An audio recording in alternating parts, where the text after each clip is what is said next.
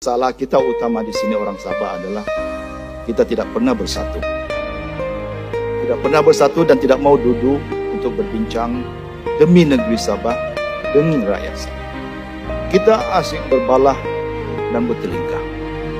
Dan perbalahan dan pertelingkahan ini diambil kesempatan oleh pihak lain dalam usaha mereka juga turut untuk kekal berkuasa.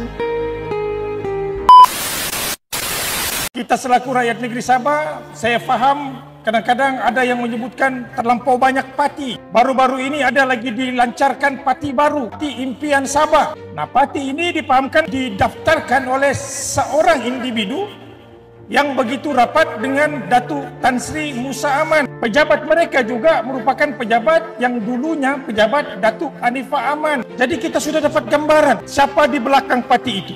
Itu satu.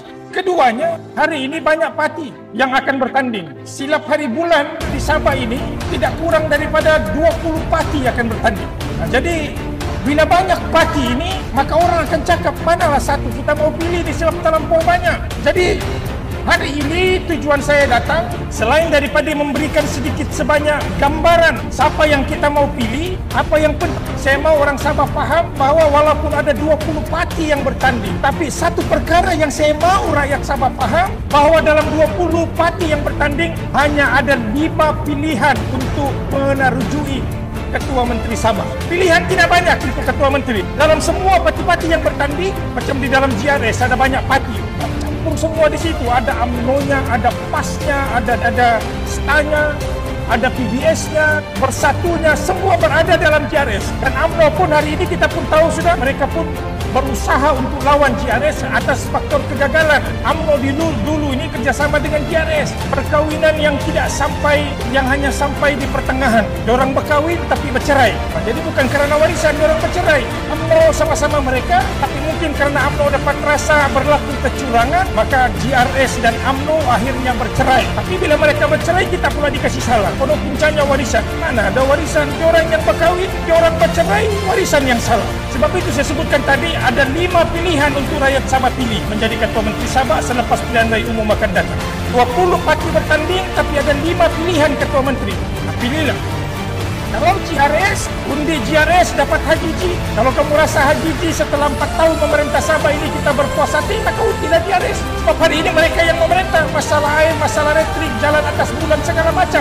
Ada 1001 masalah yang dihadapi oleh GRS hari ini. Maka kalau rasakan keputusan cara pentadbiran mereka itu memuaskan, maka undilah GRS. Sebab bila GRS menang, Hajiji akan jadi Ketua Menteri. Siapa lagi pilihan kedua?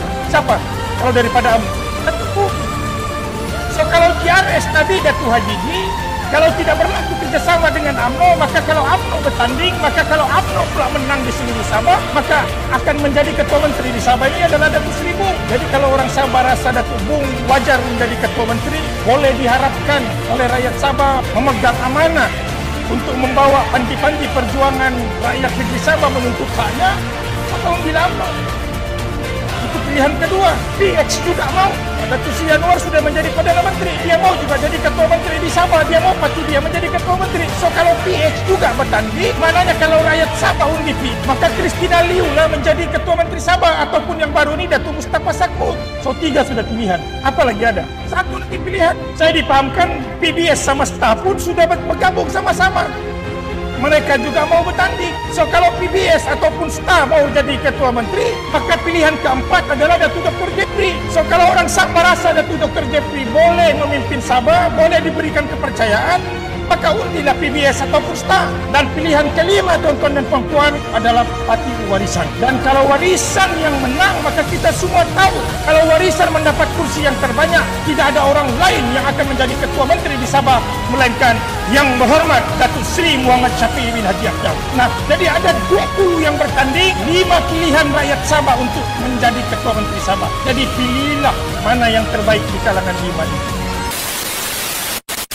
Tuan-tuan dan puan-puan dihormati sekalian, kita sedar dan tahu bahawa saat ini cukup penting kepada kita bersama-sama dengan rakyat di negara Malaysia. Tidak mengira sama ada kita berada di Perlis maupun di Sabah, kita kena insaf dan sedar keadaan negara ini pada hari ini jauh berbeza daripada dahulu.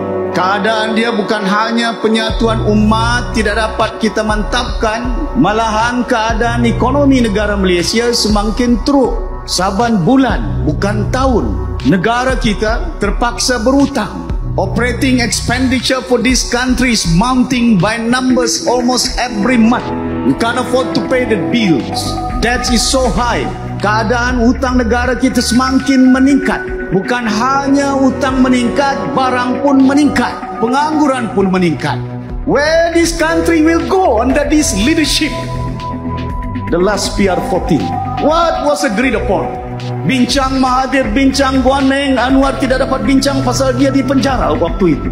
Menjelajah saya untuk memenangkan Pakatan Harapan. Because kita nak reform atas gelombang dan dendangan lagu slogan reform we must. What happened to them? There was no reform. Janji saja. Tidak ada perubahan. Is this the leadership that you want to vote this coming election? Saya bukan benci orang Semenanjung. Kita benci siapa perintah Putrajaya kerana mereka bohong dan tidak tunai janji mereka. Wake up Malaysian. Bangun, bangkit. Cukuplah. Enough is enough for PN, PH, PN in this country.